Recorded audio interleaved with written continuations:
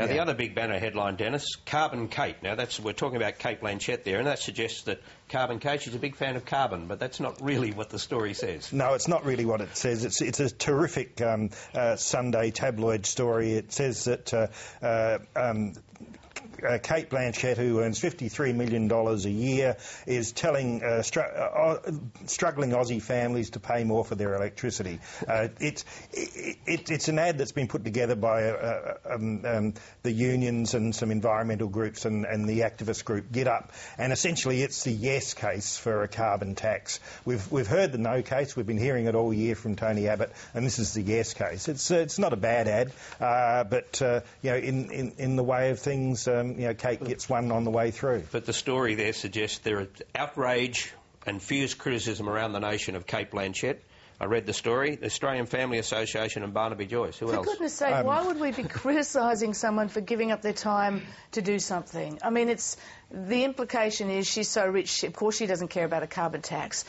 But you know, she didn't have to do this. She doesn't have to stand for anything. Yeah, but the implication is, I think it's a bit like the Republican debate. It could well backfire. I mean, you know, this is about ordinary people paying more tax. And for a person who earns $53 million a year, lives in a $10 million mansion in the eastern suburbs of Sydney, to be advocating a tax so that you can pay more, I think is bound to rebound on all these groups. I don't think it'll work. Well, see, she was a central figure at the 2020 summit too, and that rebounded in a sense because it looked like a celebrity fest. Well, she was one but what, I mean, I think Kevin Rudd, of course. Kevin Rudd went to visit her baby being born in hospital rather than going to John Button's funeral, which cost him enormously inside the Labor Party. But again, that was a function of that celebrity fest culture under the Rudd government, and I think this is just a resurfacing But isn't it a refreshing thing that celebrities are actively getting involved in issues? I mean, this is a person who's also, you know, director of Sydney Theatre Company, who's rewired the whole Sydney Theatre down at the Wharf so it is solar powered and green energy. I mean,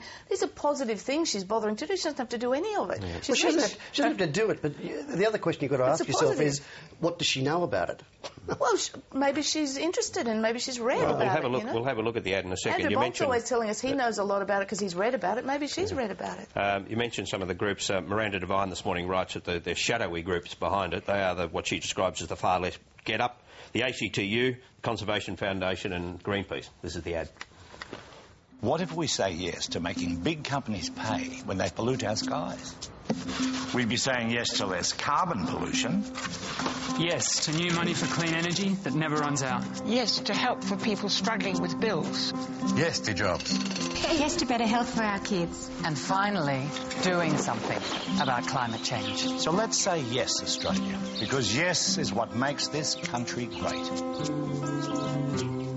Look, Barry, is it just a subtle political undertone there about saying yes? In one. I mean, it's about Tony Abbott. It's about Tony Abbott saying no to everything.